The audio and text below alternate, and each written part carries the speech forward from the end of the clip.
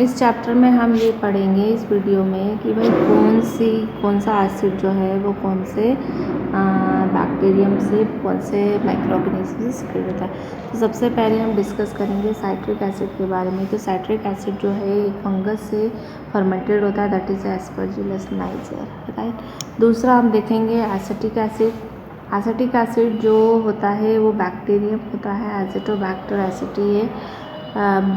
Butyric acid जो होता है वो भी एक टाइप के बैक्टीरियम से फर्मेंटेड होता है, दैट इज़ क्लॉस्ट्रीडियम बोtulinum से भी होता है। और नेक्स्ट जो हम देखेंगे लैक्टिक एसिड। लैक्टिक एसिड का तो प्रोडक्शन आप सभी को पता है कि एक टाइप का बैक्टीरिया प्रोड्यूस करता है जो लैक्टोबैसिलस होता है। इथेनॉल इथाइल अल्कोहल जो है वो ईस्ट, और वो भी कौन सी वाली, सैकेरोमाइसिस सेरेवेसिस से प्रोड्यूस किया जाता है। और अगर हम स्ट्रेप्टोकाइनेज की बात करते हैं तो स्ट्रेप्टोकाइनेज एक टाइप का स्पेसिफिक एंजाइम होता है जो हार्ट में जो ब्लॉकेज हो जाते हैं उनको ओपन करने के लिए यूज़ किया जाता है, that is called streptokinase. Blood vessels patient myocardial infection से, और वो जो होता है वो स्ट्रेप्टोकोकस बैक्टीरिया से होता है। ट्राइकोडर्मा पॉलीस्पेरम एक टाइप की फंगस होती है जो साइक्लोस्पोरिन एक टाइप की एंटीबायोटिक होती है, एक टाइप की मेडिसिन होती है। जब भी ऑर्गन ट्रांसप्लांट होते हैं तो बॉडी के इम्यूनिटी को सप्रेस किया जाता है, रोक दिया जाता है by the giving cyclosporin A. Next है that is yeast monascus purpureus. ये स्टेनिन्स होती है, और स्टेनिन्स का जो यूज़ जनरली होता है ब्लड में कोलेस्ट्रॉल लेवल को कम करने के लिए। तो ये सारे ऑर्गेनिज्म आपको याद रखना है। नेक्स्ट हम देखते हैं कि माइक्रोब्स का जो एप्लीकेशन होता है सीवेज ट्रीटमेंट में और बायोगैस प्रोडक्शन में क्या इंपॉर्टेंस होता है। सबसे पहले भाई अगर हम देखते हैं कि जनरली सीवेज की डेफिनेशन देखना है तो सबसे पहले हम देखेंगे सीवेज जो होता है वो ह्यूमन एक्सक्रीटा होता है, बेसिकली कंसिस्ट ऑफ ह्यूमन, और इट में कंटेन मेनी माइक्रोब्स और विच आर पैथोजेनिक, ठीक है। जब सीवेज को डिस्पोज किया जाता है तो बहुत सारी प्रॉब्लम क्रिएट्स होती है and it can not be directly dispose into the reverse and streams. क्यों? क्योंकि because it contain various pathogenic micro organism, जिसके कारण हम इनको डायरेक्टली रिवर में स्ट्रीम्स में डिस्पोज नहीं कर सकते। हैंस सबसे पहले इसको ट्रीट करना पड़ेगा, और उस प्लांट को जहाँ पर सीवेज को ट्रीट किया जाता है that is called as sewage treatment plant, right. Now heterotrophic microbes present होते हैं सीवेज में itself aid in its treatment. कुछ हेट्रोट्रॉपिक मीन्स क्या होता है, अलग अलग टाइप के जो हेट्रोट्रॉपिक मीन्स एक होता है ऑटोट्रॉपिक जो अपना फूड खुद से बनाते हैं, और कुछ जो होते हैं वो क्या होते हैं दूसरों पे डिपेंड होते हैं। तो यहाँ पर जो माइक्रो ऑर्गेनिज्म होते हैं वो हेट्रोट्रॉपिक होते हैं, पैरासाइटिक होते हैं, जिसके कारण सीवेज को ट्रीटमेंट करना बहुत ज़रूरी होता है। जनरली सीवेज का जो ट्रीटमेंट होता है वो 2 स्टेप में फॉलो होता है। पहला होता है प्राइमरी ट्रीटमेंट और दूसरा होता है सेकेंडरी ट्रीटमेंट। अब प्राइमरी ट्रीटमेंट में हम क्या करते हैं कि जितना भी सीवेज में अनडिजॉल्व्स जो सॉल्यूट पार्टिकल्स, कचरा है, प्लास्टिक है, पेपर है, क्लॉथ्स वगैरह, जितना भी वेस्ट मटेरियल जो इजीली फिजिकल मेथड से क्या कर सकते हैं हम सेपरेट कर सकते हैं, तो उस ट्रीटमेंट को हम क्या बोलते हैं प्राइमरी ट्रीटमेंट। और प्राइमरी ट्रीटमेंट में हम पार्टिकल को रिमूव करते हैं by the filtration and sedimentation technique. भाई फिल्ट्रेशन में हम क्या करेंगे, जो बड़े बड़े बैटरीज वगैरह प्लास्टिक वगैरह होंगे उनको फिल्टर आउट कर लेंगे, और सेडिमेंटेशन में बड़े बड़े कंकर पत्थर जो रहेंगे, रेत वगैरह जो रहेगी, उनको हम क्या करेंगे सेटल डाउन कर लेंगे by the sedimentation process, right. सबसे पहले हम क्या करते हैं, देखो इनिशिएशन जो होता है, इनिशिएशन फिल्टर जो होता है जिसमें हम जितनी भी डेब्रिज जो फ्लोटिंग करती है उनको रिमूव कर देते हैं। देन ग्रिट सॉइल है, स्मॉल पेबल्स है, उनको हम रिमूव करते हैं by the sedimentation process. Solids that settle down from the sludge while supernatant form the influential. जो जितना भी स्लज जो है वो सेटल डाउन हो जाता है, जो मटेरियल जो सॉलिड होता है वो नीचे, उसको हम स्लज बोलते हैं, और जो सुपरनेटेंट होता है उसको हम क्या बोलते हैं effluents, right. Effluent is taken for the secondary. अब हम इफ्लुएंट मतलब जिसमें क्या होता है वाटर है, ठीक है, और माइक्रोब्स हैं जो पैथोजेनिक हो सकते हैं, और ऑर्गेनिक मैटर है, राइट। इसको हम सेलेक्ट करते हैं, इफ्लुएंट को लेते हैं। अब इफ्लुएंट को लेने के लिए क्या करते हैं कि भाई इफ्लुएंट को हम सबसे पहले एरेशन टैंक में डालते हैं। एरेशन टैंक जहाँ पर फोर्सफुली एयर प्रोवाइड करती है, कांस्टेंट एजिटेट किया जाता है, उसको घुमाया जाता है, एयर पंप्ड से पंप किया जाता है, जिसके कारण बैक्टीरिया की ग्रोथ विगरस हो जाती है, राइट। विगरस मतलब होता बहुत ज़्यादा ग्रोथ हो जाती है एयर की प्रेजेंस में, जिसके कारण एक फ्लॉक फॉर्मेशन होता है। और फ्लॉक फॉर्मेशन जो होता है, फ्लॉक मीन्स क्या होता है कि बहुत सारे बैक्टीरिया होते हैं, तो वहाँ पर जितना भी ऑर्गेनिक मटेरियल है उस ऑर्गेनिक मटेरियल को वो क्या करेंगे, कंज्यूम करेंगे, बट उसके लिए उन्हें ऑक्सीजन की यूज़ होगी, तो उस ऑक्सीजन को यूज़ करके वो उन ऑर्गेनिक मटेरियल को क्या करेंगे, बायोडिग्रेड करेंगे। तो वो जो बायोडिग्रेड होता है वो ऑर्गेनिक मटेरियल का, बैक्टीरिया का, जिसके कारण बायोलॉजिकल ऑक्सीजन डिमांड पर लीटर में जितनी होना चाहिए वो बहुत कम हो जाएगी, right. BOD is amount of oxygen required by bacteria to oxidize all organic matter present in the effluent, ठीक है। Naturally if organic matter decrease, अगर ऑर्गेनिक मैटर डिक्रीज हो गया है तो BOD भी क्या हो जाएगी, डिक्रीज हो जाएगी। सेम यहाँ पर पोल्यूशन भी, जिसके कारण क्या हो जाएगा, डिक्रीज हो जाएगा, राइट ना। अब हम देखते हैं व्हाट इज़ फ्लॉक। फ्लॉक क्या होता है, तो फ्लॉक में हम जनरली देखते हैं कि बैक्टीरिया और फंगल फिलामेंट जो होते हैं, जो नेट जैसा स्ट्रक्चर बना लेते हैं, दोनों बैक्टीरिया और फंगस जो है वो एक नेटवर्क जैसा स्ट्रक्चर बनाते हैं, that is called as floc. BOD enhance pollution is reduce, जब पॉल्यूशन क्या हो गया है, रिड्यूस हो गया है। इफ्लुएंट इज पास्ड, अब वो जो सुपर नेटेड इफ्लुएंट है वो कहाँ पर होता है, एक सेटलिंग टैंक में पास किया जाता है, जहाँ पर फ्लॉक जो है वो सेटल डाउन हो जाता है, जहाँ पर बैक्टीरिया और फंगस का जो मैश नेट प्रिपेयर होता है और सेटल डाउन हो जाता है, इसको हम बोलते हैं, this is called as activated sludge, ठीक है। अभी एक्टिवेटेड स्लज है। Now fate of activated sludge की अगर हम बात करते हैं तो ये दो टाइप में हो सकता है। Small part of pump back to aeration, floc को हम दो टाइप से ट्रीट कर सकते हैं, या तो इसका छोटा सा पार्ट लेके हम वापस एरेशन टैंक में भेजें ताकि act as a floc for the next cycle, ताकि वो नेक्स्ट साइकिल के लिए भी रेडी हो जाए। और रिमेनिंग पार्ट जो पंप होता है उसको किया जाता है एनारोबिक स्लग डाइजेस्टर, जहाँ पर मिथेनोजेंस होते हैं और वो मिथेनोजेंस जो है वो मिथेन गैस प्रोड्यूस करते हैं, right. In anaerobic sludge digester, anaerobic bacteria act on the activated sludge, produce biogases like methane, carbon dioxide and H2S also, right. Effluent from the, अब एक्टिवेटेड स्लज हमने डाल दिया, but अभी भी क्या है, जो सेकेंडरी ट्रीटमेंट का ऊपर जो सुपर नेटेंट बचा हुआ है उसको हम करते हैं सेकेंडरी ट्रीटमेंट से, जो इफ्लुएंट मिला है वो प्लांट में रिलीज़ करते हैं और इनटू वाटर बॉडीज़ में ऐड कर देते हैं। Microbial technology for the sewage treatment is so effective that no human technology has been able to beat it till date.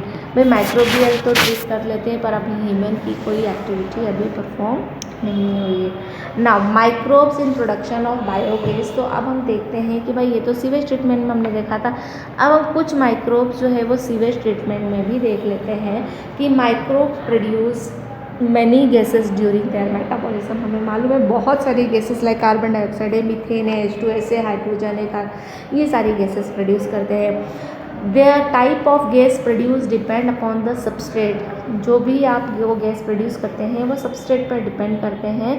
They grow on and the type of microbe के type पे भी और किस पे वो ग्रो कर रहे हैं उस पर डिपेंड। एनारोबिक बैक्टीरिया होते हैं तो यूजुअली वो मीथेन प्रोड्यूस करते हैं along with carbon dioxide and hydrogen. इस टाइप के जो बैक्टीरिया जो मीथेन गैस प्रोड्यूस करते हैं उनको हम बोलते हैं मिथेनोजेंस, और एग्जाम्पल जो आते हैं उनको हम क्या बोलते हैं, मिथेनोबैक्टर, मिथेनोकोकस भी बोल सकते हैं। मिथेनोजेंस जो होते हैं कॉमनली कहाँ पर होते हैं, एनारोबिक स्लज में प्रेजेंट होते हैं, लाइक सीवेज ट्रीटमेंट में और एक बात और होती है, जो कैटल होते हैं उनका जो रूमेन स्टमक होता है वहाँ पर भी मिथेनोजेंस प्रेजेंट होते हैं। Rumen of cattle these bacteria help in cellulose digestion, और वहाँ पर वो जो हमें मालूम है प्लांट सेल में जो सेल वॉल होती है उसमें सेलुलोज भी होता है, उसको डाइजेस्ट करने के लिए जितने भी हर्बीवोरस होते हैं उनमें ये ज़रूरी होते हैं, राइट। हेंस हम जो बायोगैस प्रोडक्शन में एक्सक्रेट्रा लेते हैं वो जनरली हम कौन सा वाला लेते हैं, दैट इज़ अ कैटल और एक्सक्रेट्रा ऑफ कैटल, दैट इज़ गोबर, जिसमें मिथेनोजेंस और बायोगैस जो होती है, मिथेनोजेंस बहुत ज़्यादा प्रेजेंट होते हैं और biogas is also called as gobar gas. अब बायोगैस प्लांट के बारे में हम थोड़ा सा देख लेते हैं, कुछ कंपोनेंट्स ऑफ बायोगैस हम डिस्कस कर लेते हैं। देखिए बायोगैस में मेनली क्या क्या होता है, तो सबसे पहले हम देख लेते हैं कि बायोगैस में क्या होता है। देखो एक कंक्रीट टैंक होता है, ठीक है। यहाँ पर जो डंग हमने लिया है, जो गोबर लिया है, उसको यहाँ पर उसकी स्लरी, लिक्विड पानी डाल के स्लरी बना के इसको फीड कर दिया जाता है, और ये अप्रॉक्सीमेटली कितना होता है, 10 to 15 फीट डेप्थ टैंक होता है, राइट ना। उसके बाद में नेक्स्ट जो हम देखते हैं दैट इज़ फ्लोटिंग कवर। एक इसके ऊपर फ्लोटिंग कवर होता है जो स्लरी के ऊपर रखा हुआ होता है, और जैसे जैसे गैस प्रोड्यूस होती है ये अप राइज करता है। एक आउटलेट होता है, आउटलेट जो होता है वो कनेक्टेड टू द पाइप होता है, ठीक है, यहाँ से गैस निकाली जाती है। उसके बाद में सप्लाई द बायोगैस, एक पाइप भी होता है जो पास के घरों में सप्लाई किया जाता है, और आउटलेट स्पेंट स्लरी होती है जहाँ पर स्लरी जो है आफ्टर बायोगैस फॉर्मेशन स्लरी को फर्टिलाइज़र के लिए यूज़ किया जाता है, राइट। तो ये देखिए सबसे पहले ये क्या है, कंक्रीट टैंक है, ये एक टाइप का कंक्रीट टैंक बना है जिसको हमने डाइजेस्टर बोला। इसके ऊपर पिस्टल लगा हुआ है, पिस्टल में एक डंग है वाटर के साथ में स्लरी, और यहाँ से हम क्या करते हैं स्लज को रिमूव करते हैं। गैस होल्डर होता है, यहाँ पर एक ऊपर पाइप लगी होती है जो गैस को। Biogas plant is usually setup किए जाते हैं किसमें, रूरल एरिया में, बिकॉज वहाँ पर काऊ डंग इजीली अवेलेबल हो जाता है और लार्ज अमाउंट में अवेलेबल होता है। कुकिंग और लाइटनिंग के लिए हम इस गैस का यूज़ कर सकते हैं। बायोगैस टेक्नोलॉजी इंडिया में दो लोगों के एफर्ट्स, के एफर्ट से आई थी। एक था IAR that is Indian agricultural research institute, और दूसरा है KVCI that is Khadi and village industry commission, right ना। माइक्रोब्स जितने भी होते हैं उनको हम as a bio control agents और बायो फर्टिलाइज़र के फॉर्म में भी हम यूज़ करते हैं। तो सबसे पहले हम क्या देखते हैं कि केमिकली इंसेक्टिसाइड और पेस्टिसाइड जो होते हैं, जो केमिकल से बने होते हैं, वो हार्मफुल होते हैं। क्यों होते हैं? They kill useful and harmful life from the indiscriminately. हम जिसके लिए उसका यूज़ कर रहे हैं उसको तो वो किल करते ही करते हैं, साथ में दूसरों को भी कर देते हैं। They are toxic to human beings as well as long run. If all insect और particular species are killed than the natural predator prey relation जो है फूड चेन क्या हो जाएगी, डिस्ट्रॉय हो जाएगी, राइट। हैंस बायोलॉजिकल मीन्स का हम यूज़ करते हैं to eradicate pest to be used. This required knowledge of the life form, इसके लिए हमें नॉलेज होना चाहिए लाइफ फॉर्म का, राइट ना। उसके बाद में प्रेडेटर प्रे का, that inhibit the particular area, ठीक है। Life cycle, pattern of feeding, सभी हमें उसका क्या होना चाहिए, knowledge. Example, lady bird and dragon flies are use to get, हमें ये भी पता होना चाहिए कि किससे क्या प्रेडेटर है, कौन क्या है और उसका क्या फीडिंग कंडीशन है। तो भाई लेडी बर्ड और ड्रैगन फ्लाई अगर आपने यूज़ करा है तो एफिड और मॉस्किटो जो कॉटन प्लांट्स पे जाते हैं वो उनसे डर के जाएंगे नहीं और उनको नुकसान नहीं पहुंचाएंगे, ठीक है। Microbes can also act in the same manner, इसी टाइप से माइक्रोब भी यूज़ किए जाते हैं, like Bacillus thuringiensis that is BT, उसको कंट्रोल किया जाता है बटरफ्लाई कैटरपिलर के, जो कैटरपिलर होते हैं बटरफ्लाई के, उनसे कंट्रोल किया जाता है। बैक्टीरियम अवेलेबल शेचे, जो ये आप बैक्टीरियम का ये पाउडर में अवेलेबल होता है, ड्राई स्पोर के फॉर्म में अवेलेबल होता है, which spread on the crop, spore get into the gut of larva, kill while the insect, जैसे ही वो किल करता while each other insect remain unperturbed, ठीक है, जैसे जाता है। By method of genetic engineering, दूसरा हम क्या कर सकते हैं भाई, ऐसा कोई बैक्टीरिया है जिसका जीन डिजायर्ड है किसी पेस्ट को, बैसिलस यूरेंजियस रिस्पॉन्सिबल होता है for killing the larva when incorporated into the plant, जब इसको प्लांट में इनकॉर्पोरेट किया जाता है तो कोई भी इंसेक्ट अगर उसको खाएगा तो उसकी इंटेस्टाइन में लैशेस हो जाएंगे और वो वहीं पे क्या हो जाता है, मर जाता है। Cotton plant with BT cotton incorporated is called as BT cotton, BT gene डाला है इसलिए हमने बीटी कॉटन बोल दिया है। फंगस ट्राइकोडर्मा जो होती है वो लिविंग रूट, प्लांट की रूट में लिविंग होती है और act as a bio control agent against plant pathogen, ठीक है। Baculovirus particularly genus nucleopolyhedrovirus जो होता है उसके लिए नैरो स्पेक्ट्रम इंसेक्टिसाइडल एजेंट की तरह काम करती है। Bio control agent are particularly useful when useful insects are required to be conserved under IPM, that is integrated pest management program, ठीक है। अच्छा, कुछ माइक्रोब्स जो है वो बायो फर्टिलाइज़र की तरह भी काम करते हैं, तो केमिकल फर्टिलाइजेशन पॉल्यूशन क्रिएट करते हैं, ठीक है, बट बायो फर्टिलाइज़र नहीं करते। Bio fertiliser organism that enrich the nutrient quality of soil, बहुत सारे bacteria, fungi, cyanobacteria bio fertiliser की तरह काम करते हैं।